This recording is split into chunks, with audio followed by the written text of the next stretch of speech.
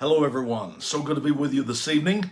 Got a great program set for you today. This one's going to be a little bit different. I'm going to try to, I've always taken and used this time for teaching or instruction, whatever the case is, but I kind of wanted to open it up being Friday. I wanted to open it up for more of a question and answer type session. This would be much more inclusive for those that are watching, or maybe there's some things that you would like to know that you just really haven't had an opportunity to really receive from anybody. So I just want to take a couple of moments and welcome you guys. Karen, it's so good to see you.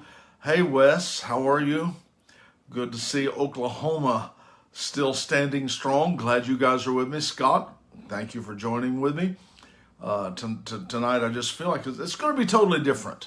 I really am expecting that, and I would like your input on this, because sometimes you get an idea, and sometimes it's just that, like an idea, and maybe you shouldn't have done it, but I want to try this just differently, and I want to take Fridays. We can kind of make it what they would call it, maybe an open mic Friday, something that we just kind of have more open conversation, and I'll just kind of let you guys lead it. I've got several people that have already submitted questions, and these questions, they have to do with, some of them are political. As a matter of fact, I think given the unrest that the country has been in, we've got several of them that are political and social questions, but there's also questions about life skills and behaviors. And so I'm gonna do that.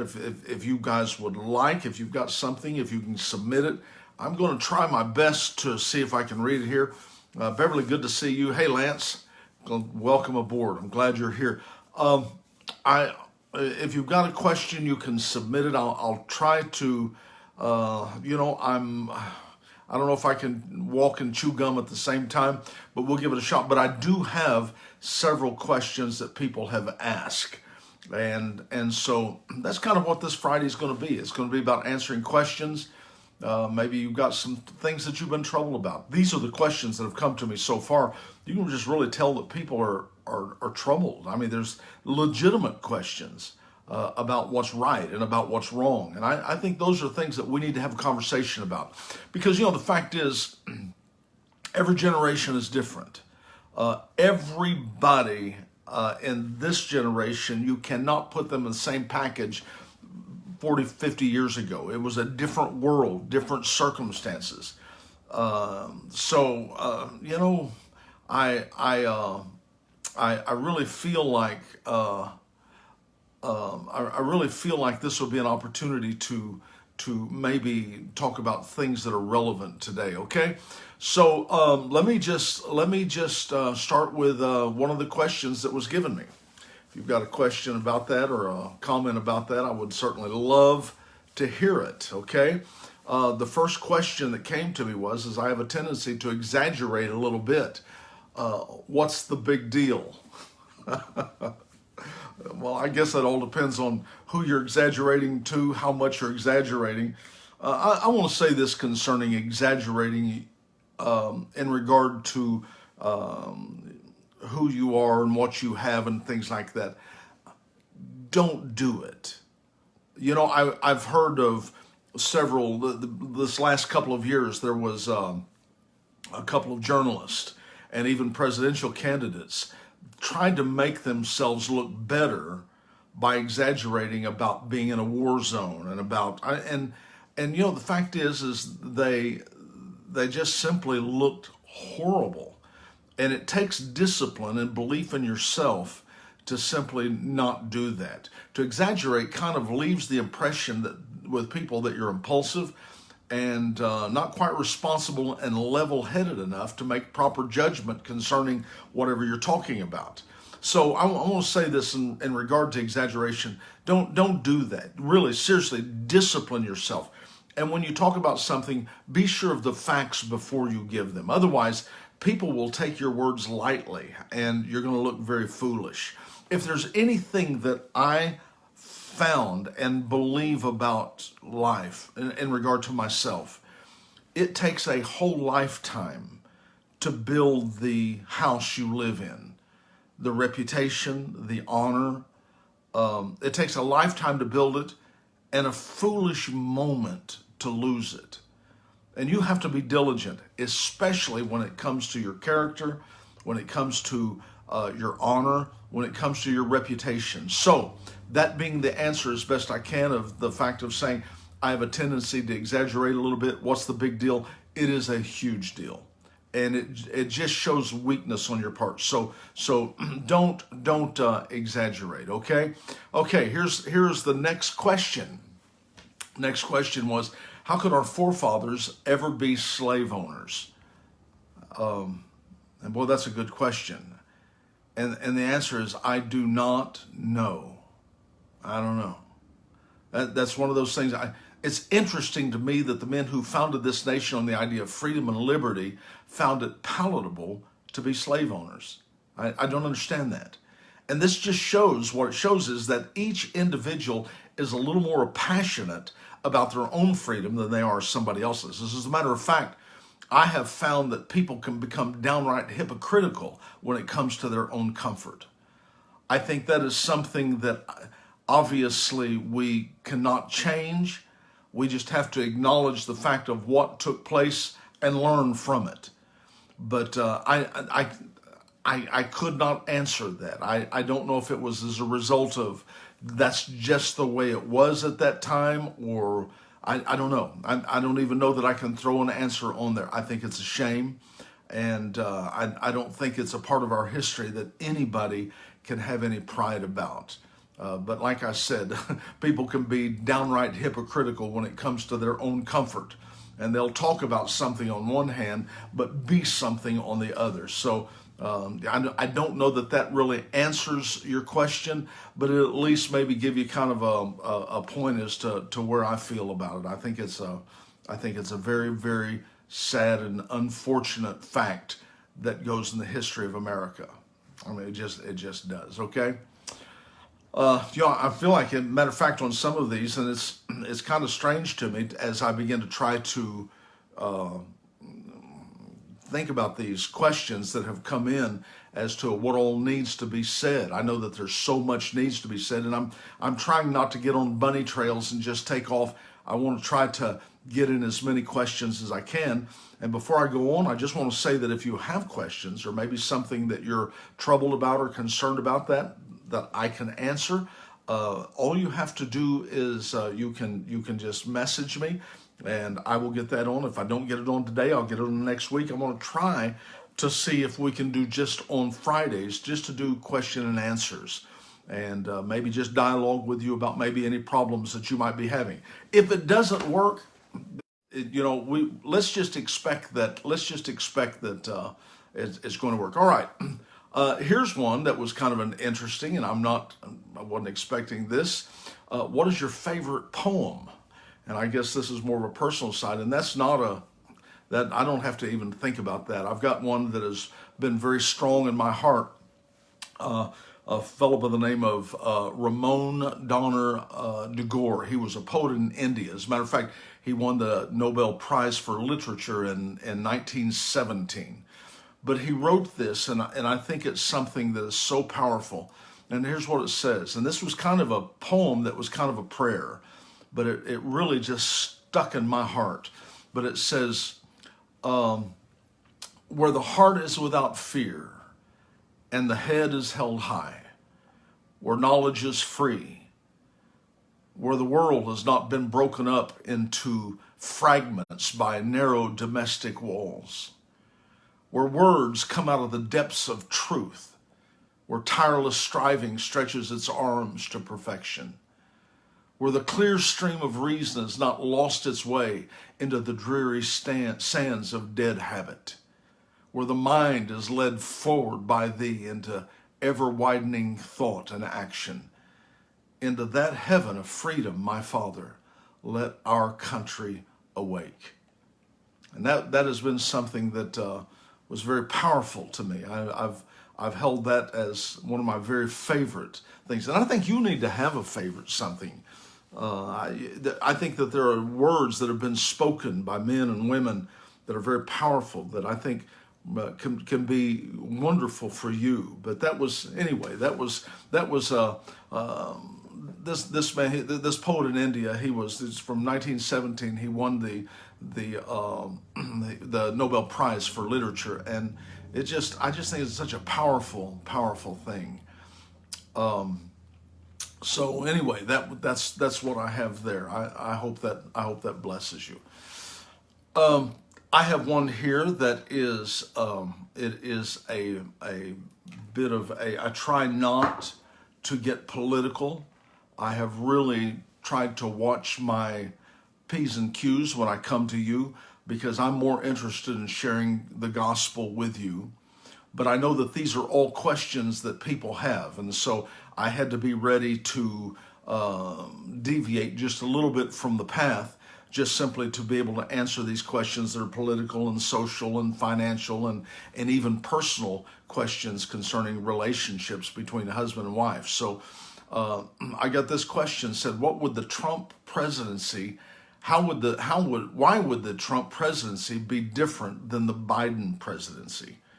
And I know that, of course, you know that Donald Trump is the Republican president, and Joe Biden, he is the Democrat, was the vice president and is bidding for the job of the presidency. So why would a Trump presidency be different, or why would maybe a Biden presidency be different? Well, there's actually two reasons that I've got, if I could just answer this right quickly. And those reasons are difference in philosophy. The values of one are different than the values of the other. I'm not always as concerned about what somebody does with taxes and with making deals here and there, and I think that's wonderful and we need it. But when I look for leaders, I'm looking for them that share the same DNA with me, somebody that has the same values. That's very, very important. And so I try to find what is it that Donald Trump believes. Now somebody say he's just a wrecking ball. I agree. And I'll get into that in just a second, because I think sometimes I made a statement to somebody some time ago. I said, I think every tent every now and then needs somebody to throw a hand grenade in there just to clear it out. But I look deeper than that. I want to know that the person that I'm voting for is not contrary to the values that I hold. Of course, the number one thing that makes a difference in me, this is number one, what I look for in anyone that is running for office. Are they pro-life? That is a big deal to me. And a lot of other things can be negotiated. A lot of other things can be compromised, but we ain't compromising that. I'm not going there. I don't care. I don't care. I'm not going there. I was horrified just this last year when the state Congress for New York, and I think even New Hampshire, they got together and they voted to say that they could do abortions up to 9 months. It was not a 2 or 3 month thing. This was up to 9 months. And it broke my heart, because when they passed the bill, everybody that was in that chamber broke out in cheers and celebration. And that broke my heart, because I said, something is wrong here. Something is horribly, horribly wrong here when you can take and celebrate over the murder of an unborn child. Maybe I'm so close to it because I've had 4 grandchildren in the last 3 or 4 years. And my heart, I know what it is to hold those babies in my arm, and for them to say, I heard Hillary Clinton make the statement, it's not a real baby until it's out on the table. Well, let me just tell you something. When you go that direction, we have parted our ways when it comes to that. I don't care what you promise. I don't understand it, and to me it is beyond my comprehension how a Christian could vote for somebody who feels that, believes that, and legislates that. You know, it's almost legislating money to Planned Parenthood, who it's certain and now has been found how many abortions that they do. And now they're taking the baby parts and selling the baby parts. Come on, are you kidding me? And so, you just put in a nickel and you get a quarter's worth. Isn't that true? But this is something that I will not, I don't care. That is the end of the conversation in situations when I'm voting for somebody. If they're pro-choice, I won't say it's not a choice, you fool. It's a baby. It's a baby. Come on. And I'm just not going to go that way, and I won't vote for somebody. And now, of course, I know you're asking for much more than that, and I quickly jumped on that bunny trail and took off. But I'll try to answer your question a little more thoroughly as to why a Trump presidency would be different than a Biden presidency. The second one is where our country is now. That's the first one, is the values, and those values consisting of what I believe concerning abortion. The second one is the question of where our country is at right now, where we are just not in our civil liberties and things that are taking place within our country, but also what's taking place outside our country with the other players of the world, with Russia, with China, with North Korea, with Iran, with all of these. I mean, these are major issues. And depending on the temperature of all of those things depends on the person that we need in the office at this particular time. Who we put in as president should reflect the needs of the country at that time. See, sometimes we need politicians. Sometimes we just need someone who can just kind of go along and make deals and whatever the case is. Sometimes we need a businessman. To my knowledge, with Donald Trump, this is the first time that we've had a businessman in this office. And I think it's been very important because a lot of deals have needed to be negotiated. We need somebody to play hardball with these other countries that has been absolutely devastating, like China and Russia, that has been devastating our country, stealing intellectual property, that has been taking advantage of us in such incredible ways. It's amazing. And so you got to have somebody that's in for that. Sometimes you need a general. You need somebody that comes in that has an experience with war and an understanding of how to deal with it. So it all depends on where our country is to say what kind of a person that we need in office at that time. Because one size doesn't fit all, because the world changes. And as the world changes, we need some president that can touch the needs of not just, and it can't just be the needs of the United States, because we are the leader of the world right now. We are the feeders of the world. We're the leaders of the world. And so we've got to have someone right now, because there's so much turbulence in all of these other countries. We've got to have somebody that's in that can do that. I remember when Jimmy Carter was voted in. I remember that. And Jimmy Carter, he was a pacifist. He was a brilliant man, but he was a pacifist. And Iran crushed him. They took 52 hostages, held them, and absolutely, they just didn't hold those 52 people hostage. They held Jimmy Carter hostage. They destroyed his presidency because he didn't know what to do with that. And it was so interesting that literally, because when he went out in 1980 and Ronald Reagan came in, when Ronald Reagan came in, during his inauguration, they released the hostages. And the reason is because he said, when I come in, I'm coming after you. And they knew it was true. And so they were responding to the leadership. That was the leadership, actually, that was needed. Jimmy Carter would be a very good man, and he's been so active in so many ways since then. And I'm talking about separate yourself from the political hoopla of one or the other. But he wasn't the man for that crisis time, and they took advantage of him. And so, sometimes we need people that can play hardball. And I think history has proven that there's been too much compromise with people like China and with Russia and North Korea over these last several presidents. And right now, if Biden becomes president, I'm concerned that China will quickly become a world power, and that they'll break the Bank of America. I mean, Biden, he believes too much in the big government. He has too many financial ties and personal ties, both to Russia and to China. And listen, that's undeniable. It's just a proven fact.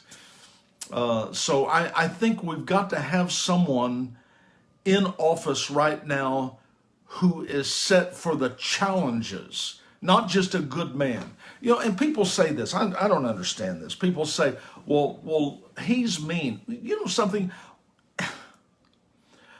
If I'm going down to buy a vehicle from a car dealership, I don't care if the owner of that place is a jerk.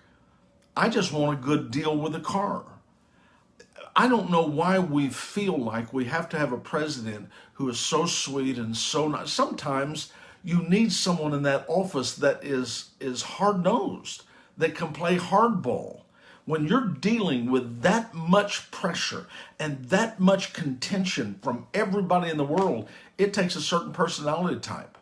And I'm just concerned that if Biden gets in, that it is going to, there's too many ties between him and the other people that are taking advantage of us. Another thing, I think that Biden believes in big government.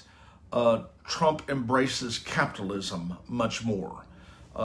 Most of the Democrat Party believe very strongly, very strongly in big government. That's usually what they're feeding is big government. And so I don't think that's what we're needing right now. And then lastly, let me say this, and I'll get on to the next question. I'm very concerned about Joe Biden's his mental disposition. I feel like it's compromised. In the last 5 years, I've watched him over the years, because I remember back in the 80s. I mean, he's been in the Senate for a very long time. He's deteriorated over the last 5 years, and I don't say that in any kind of a bad way. I mean, this is just an observation. I appreciate the sacrifice of everybody that has come and served in government, but he really has deteriorated. And I'm concerned about that mental deterioration, the forgetfulness. I mean, there's many times when people have the onset of dementia or other something like that on that order, and they begin to waver like he's wavering. And I'm just concerned. I'm concerned because if that is true and he gets in, that means whoever is vice president could be president within the next year. And when I look across the list of everybody that he's thinking about as being president, I'm very concerned. I mean, I'm troubled about that. So those are the things that I see as a difference between the presidency of Donald Trump and the presidency of Joe Biden. To me, that's what the difference is. Of course, just as a Christian, as a believer, I have certain values that I hold to, and that compels me. But I sincerely ask you to pray about it, and don't just vote for somebody because that's the thing to do. Vote for somebody that you have prayed about and that you have very good feelings about their values. They must reflect whoever you put in office. They're making your decisions. They need to reflect your values. Okay. So I don't know if that completely tells you everything. At least it'll give you a couple of points to reflect on. And if you need some clarity, you can touch base with me and I'll see what I can do. Okay? Let me go to the next one. Here's what it says. I was telling a joke and I hurt the feelings of my friend. What do I do? You know, and I understand. Sometimes we're trying to be cute or we're trying to be snarky, and we just say something, and we kind of tell a joke trying to get a laugh, and we end up hurting somebody's feelings. What do you do with that? Okay, number one, here's what you do: apologize. Apologize. Remember that there are always two sides to every joke, and one side is not always funny. It's just not. Depends on who it's on, you know. Most all jokes are degrading to somebody. And a bad punchline, whenever you give a joke, a bad punchline can really leave you looking very insensitive and mean.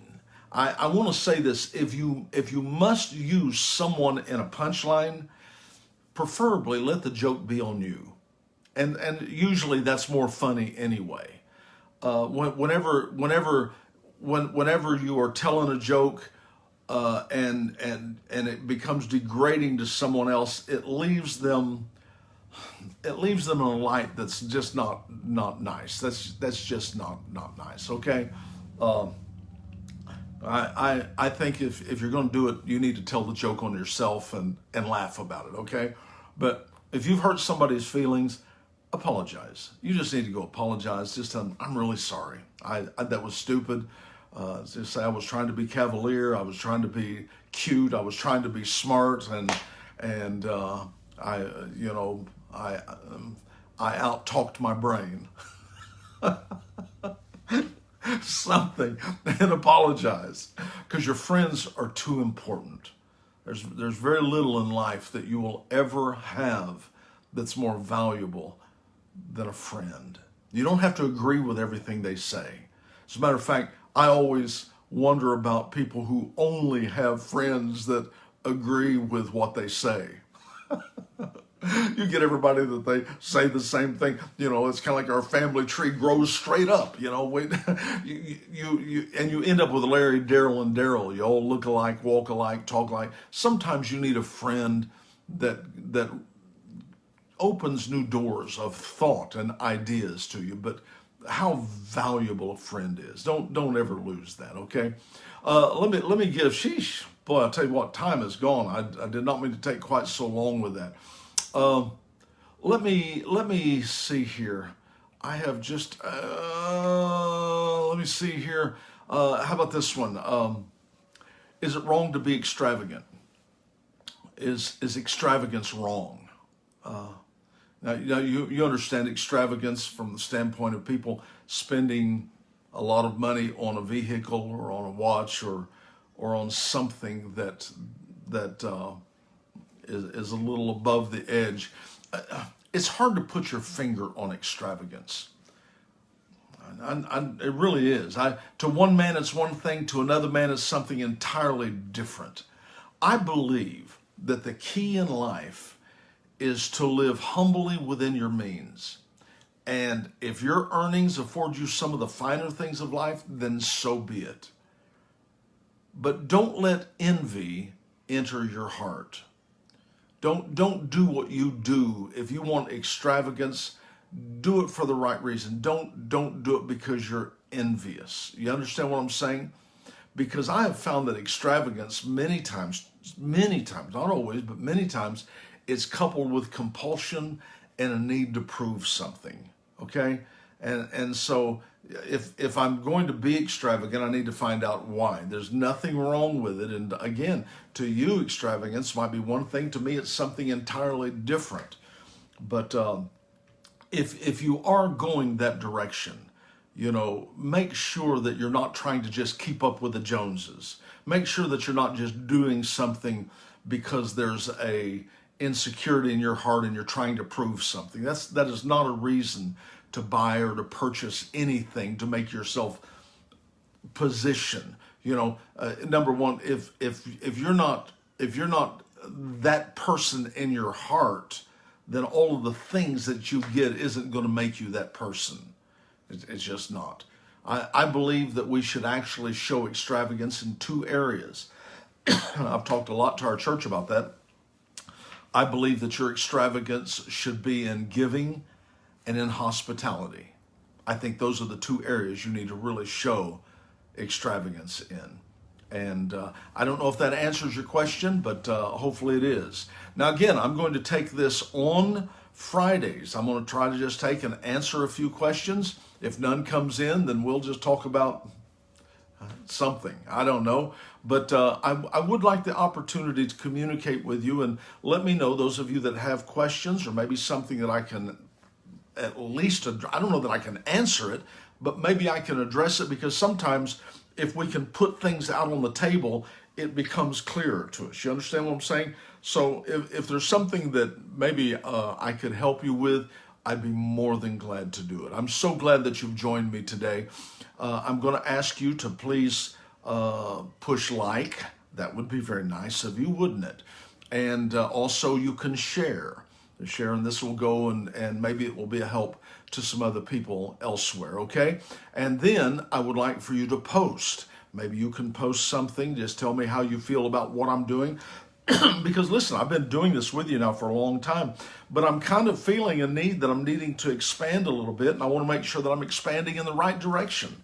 And so your input would truly be very helpful to me, just as I consider what direction that I'm going to be going with this, okay?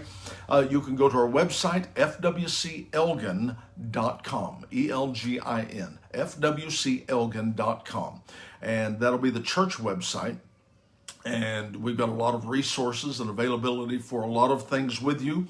I want to say how much I definitely appreciate all of the Family Worship Center people for being so faithful with your giving. With all the COVID thing that's taken place over the last couple of months, it's really disrupted a lot of people from being able to go to church, and so they've wanted to give online. We have a place on there that you can give online, those of you that want to give tithing, but also those of you that want to give donations of some kind. You can certainly do that. And it would be a blessing, and I promise that everything that comes in, we use it very responsibly. We'll make you proud in what we do and where it goes, okay? All right, thank you for being a part of this. I so much appreciate you, and I'm looking forward to seeing you. Hey, I'll see you at church on Sunday. Dear Lord. Now, you might say, I live in another state. Well, listen, if you start right now, tomorrow, Saturday, you can get to where we are by Sunday. Come on over. We'll have church. I promise. We're going to have church this Sunday. But otherwise, the rest of you, I'm going to be seeing you on Monday. Sure love you guys. Thank you for being my friend. I appreciate that. I'll talk to you later. Bye-bye.